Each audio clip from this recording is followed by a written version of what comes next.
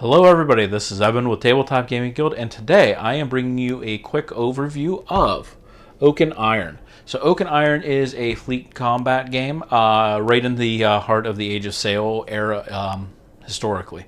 So I'm going to take you to tabletop, show you some of the components that are into this game, give you kind of a quick rundown of how things kind of work without going into super big detail. As I'm going to say into the video too, I'm only doing a quick overview of the game because I want to get a couple playthroughs of this with components. Usually, a lot of this stuff I have one or two people I play with, or I do solo stuff with this. And this is kind of a harder one to solo yourself. I didn't have anyone to really play with on this one, so I have a couple people lined up that I'm gonna get a couple good games of this in, and when I do that, I'm going to do a video with that's going to give a very good in-depth how turns work, how combat works. But I'm going to give you kind of, like I said, just a taste of how things are, and you're going to see good up close of a lot of the different things in here. So let's go down to the table, and I'm going to show you what I got.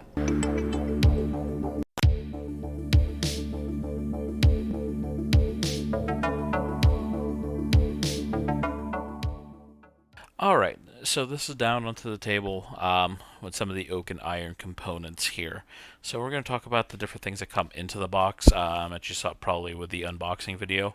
One thing that it does come with is it comes with this super beautiful 3x3 ocean mat that I wanted to lay out, but it is very glossy, and with lighting it just sheened really badly, so I unfortunately couldn't do that. I had to use my normal green mat that I use for a lot of my videos here. So I apologize for that, but like I said, it is really, really nice. It's a really nice mat. It's paper, so the printing on it is really cool. But anyways, to Oak and Iron itself here. So Oak and Iron, it is a naval combat game from the Age of Sail, and you're going to get some really nice ships in here. And they come in little individual baggies here. They come in here like that. See, you can see that.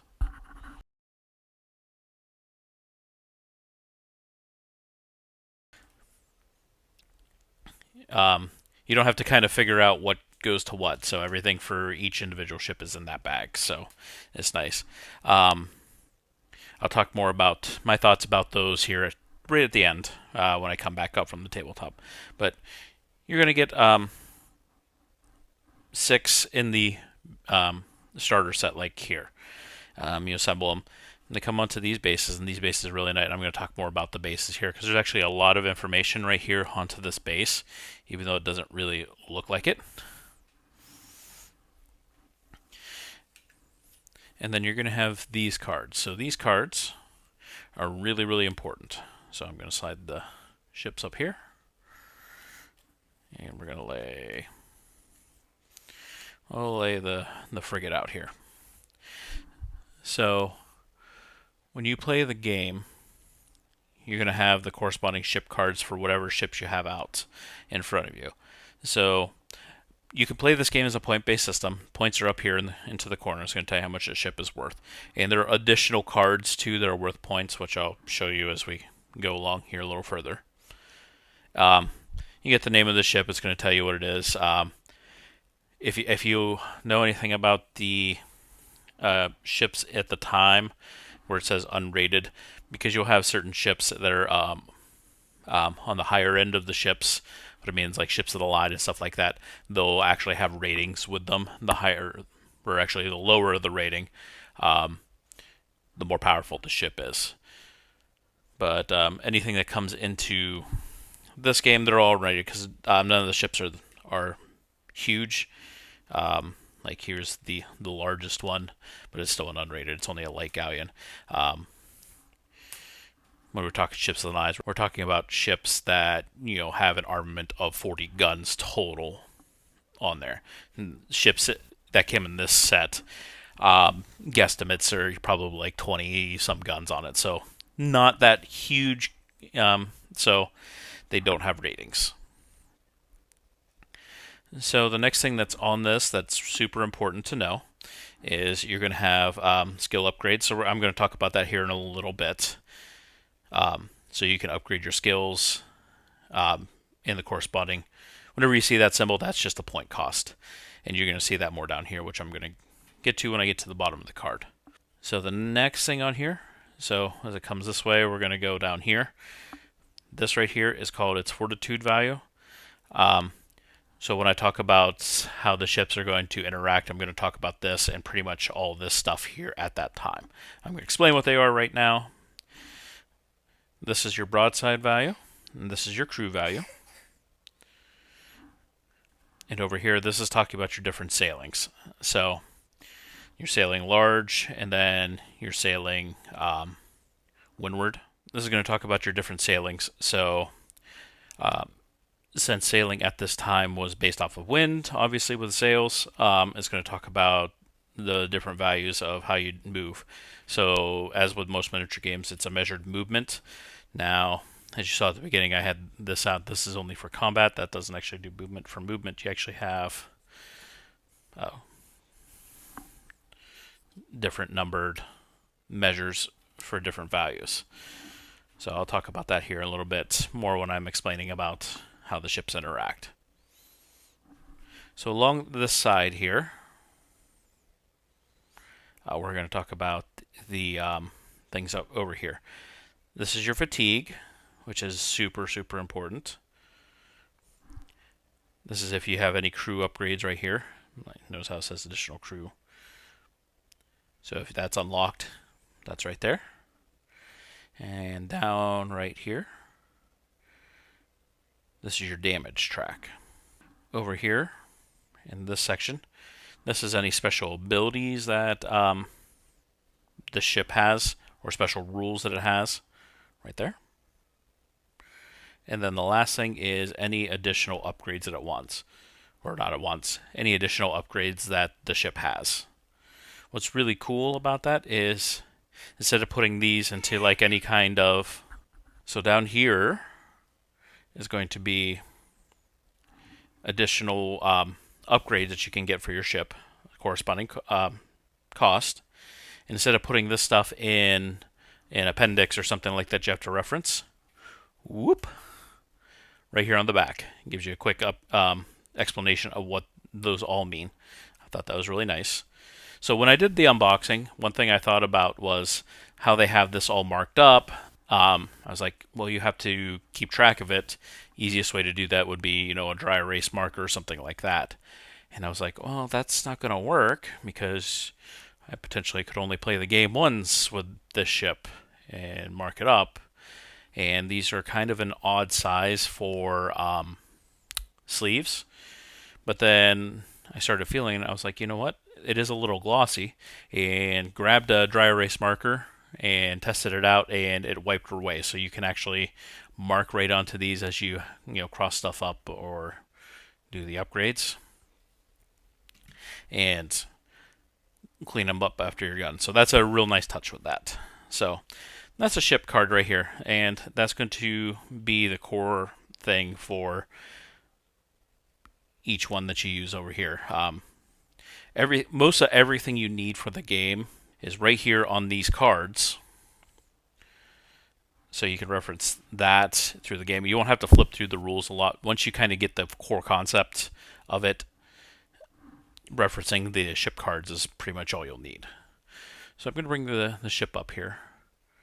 So you're going to have the rear of the ship here. So it's called the stern edge. And then there's a middle line that runs through all the way up to the top here. So that's the midpoint here. Then you're going to have a line here on both sides. That's going to be the ship midpoint, or the side midpoint, whatever you want to call that there. Up here's the bow. You can see a little mark right there for the midpoint there. And then, like I said, the bow all the way across here. So, when we look at the card, you can kind of see how it's laid out. So what that means is, since this is an Age of Sail game, anytime the wind is blowing from behind the ship, anytime the wind is behind this side midpoint, this is telling you how far you can move. What ruler am I using? Number 3. Find a corresponding 3. Measurement is putting it onto the front of the ship. Like that. See the lines? To the front of the ship. This part right here is if you want to churn, you can make one turn up to that angle. You don't have to go all the way, but you can do one turn like that. And then that's it. Now, with this game too, before you go, you can make your turn and then move, or you can make your move then turn. It's up to you which order you want to do that. And then like the frigate right here, it's got the additional rules here, so it may increase speed. The R right there tells you you may take an additional turn. So there's additional rules on top of that you can change all that. So say the wind's blowing this way, or more this way, past the middle line. So at that point, we're going to be using 2. So if the wind is blowing this way into the front of the ship, you actually don't move. My first thought was, oh, I'm only going to use the 1. No, actually, you take the 1, all you can do is churn. That's all you're allowed to do if you're into the face of the wind. It's called into the wind's eye. It was never a good position for sailing ships in that era to be that way. So they just let you churn. That's it. So the components wise, there's a whole bunch of different things in there. You get a wind arrow. There's a whole bunch of islands, land masses, rocks, and shoals. Tons of cards into that. Another thing with this, like I said, you could mark. They also give you little clips, so you can mark them with those too. I don't like the clips so much because they wear out so fast. Now I'm going to bring the rule book over here and show you. So there is a quick start setup for the game. It's going to tell you just a very basic setup for the game. And then the next couple pages from there is going to be just the how is this going to play, the different phases, and it's going to walk you through a lot of that. You're going to stop before you get into the additional rules.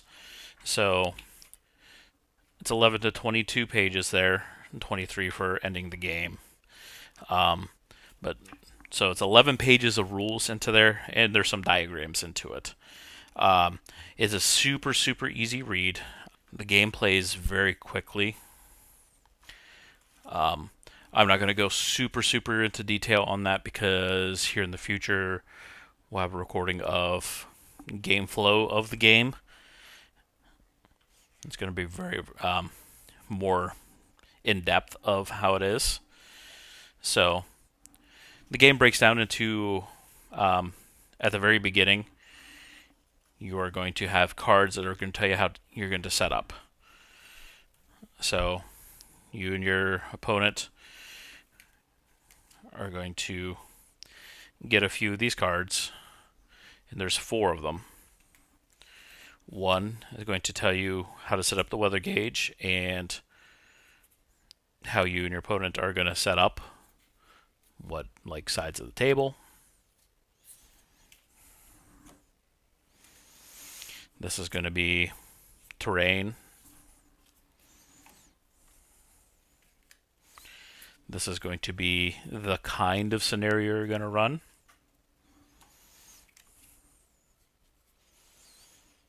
And then this is kind of, I call it like the special events, kind of something extra that happens.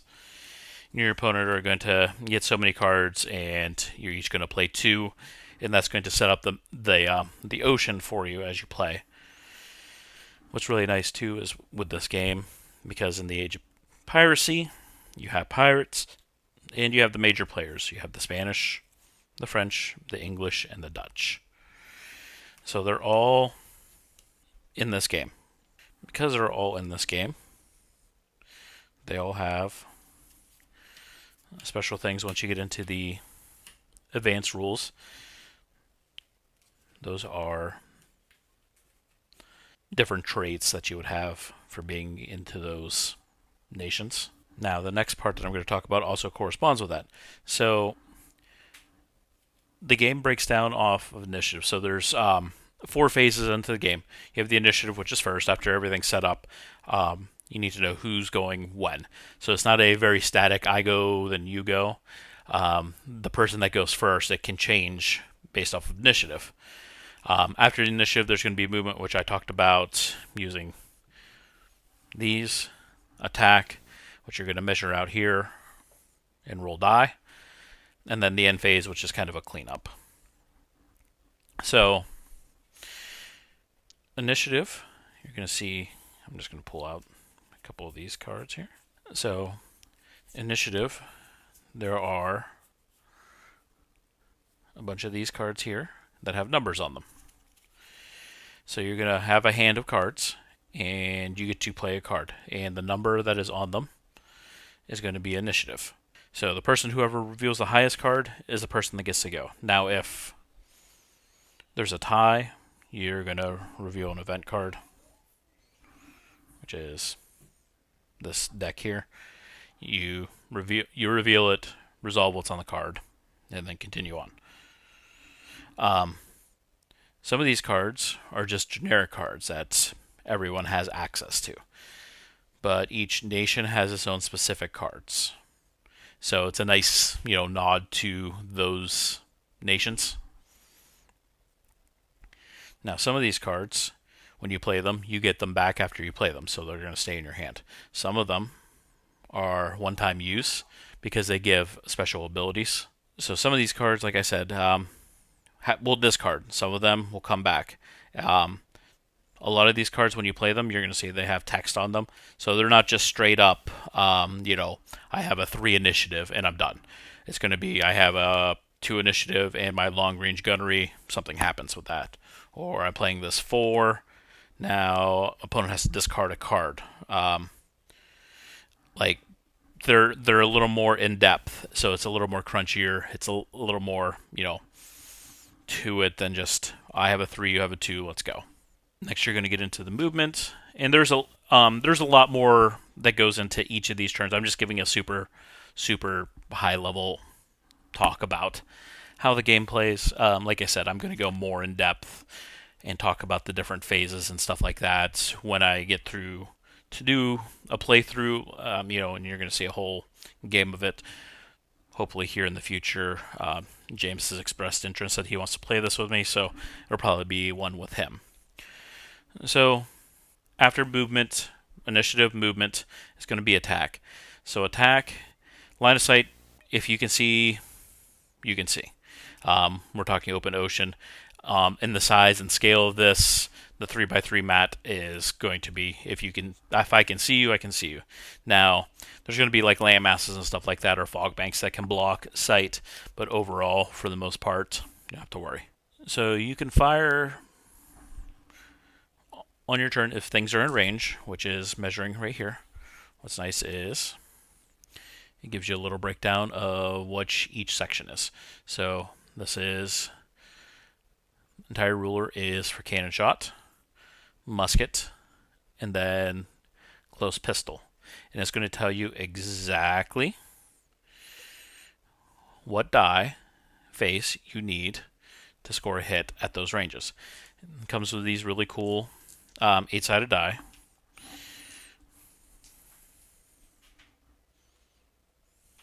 And then you just reference your card. So, say I have the petite frigate. I'm in cannon range. I get 4 die. If I measured out, I'm in range and I can do that, and I roll 4 die. I reference that, so I need a skull or a cannon to score hits. And that's going to let me know if I score hits. And they give really good references in the rule book on how does. I always like whenever you're talking about concepts like this and they have a nice full page, like step by step, it walks you through. It just makes it really easy to learn. So I can see, okay, in this situation, I measured this out. I'm going to roll this. Well, how does this work? And it does a good job of that for you. There's also rules for critical hits into that. Very nice. End phase is going to be the next one. That's, like I said, it's basically a cleanup. And then there's a whole bunch of additional rules into it. Like I said, talk about like the fog banks, the shoals, collisions, raking shots if you're firing and you're firing across the long ends of the ship. There's additional things for that. You can actually target riggings and stuff like this. So the basic rules are really nice that you can get playing and going in a game of Oak and Iron fairly quickly. And you can get a game in within an hour because you're only controlling usually anywhere from 1 to 4 ships. So when you're starting off, you only want 1 or 2 to go, so you can kind of learn, but you can easily build up from there. And this game does scale well, so you can easily play with multiple people. I do like that here too. But I'm going to take you up from the table. Like I said, this is just a super brief overview of some of the stuff that I see with this game, some of the stuff that I found as I'm going through it. I'm going to take you up, give you my final thoughts. So coming back up here, Oak and Iron here. I have a couple different fleet combat games here for this era of history. I find this era really interesting. If you listen to a bunch of different stuff onto the channel, I'm not into Napoleonics at all, which this era falls right into, and there was a lot of fleet-based battles that were into that era. The land Napoleonics I was never really into. Now, when it comes to the ships I'm very interested because it's a really cool era for ship combat. The big giant ships with the tons of guns down the side. And you look historically, like the Battle of Trafalgar. A lot of cool things happen, and I'm really excited that this rule set plays this era really well without having to be super in-depth. Like I said, I have a couple different rule sets for this era, and this one may be my favorite one. It's super accessible, super easy to learn. As I showed the rule book, the quick start is only 11 pages, and you could probably toss about 3 or 4 of those out actually, with just like pictures. So the rules aren't super heavy. Most of everything you need is on this card. That makes it nice. The referencing, like on this, what do I need to hit? It's printed right on there. It's nice. And then to get the historical flair using the initiative cards, you have your nation-specific ones. It's a really nice touch. The models are decent. They're not, they're not going to blow you away, but they're nice. They come multi-part, like you just snap these masts in. The sloop, mine does not go together for whatever reason. I might actually have to get the super glue out to get it together. I don't know why. They are a little fiddly. I have a couple of them that my foremast here keeps falling off. I don't know why. They just won't snap in all the way. I'll figure something out with that, but that's a down the road project. But yeah, they're wood brown, so they really don't need to do a lot of painting. It comes with, if you want to specifically mark like this ship, I want this to be a British ship, there is some flags that I can put and permanently attach. So that's available too. But Firelock did a really good job with this era. They have a couple different games into this era. They do a fantastic job with their products. You're going to see a lot more of their content here because I really like their stuff. I have some more of their stuff that I would like to get done. So I'm excited to do more for them, talking about their stuff good stuff, Firelock. We appreciate you sending this, definitely. But if you like this content, definitely hit that subscribe button. Hit the like. Shoot us a couple messages in the comments telling us more stuff you want to see. If you have any comments about this video, more, especially with this one, more stuff you want to see, specifics in the larger playthrough that I do, put it down in the comment, and I'll try and incorporate that into the video here in the future. But until later, this is Evan with Tabletop Gaming Guild. You guys have a good day.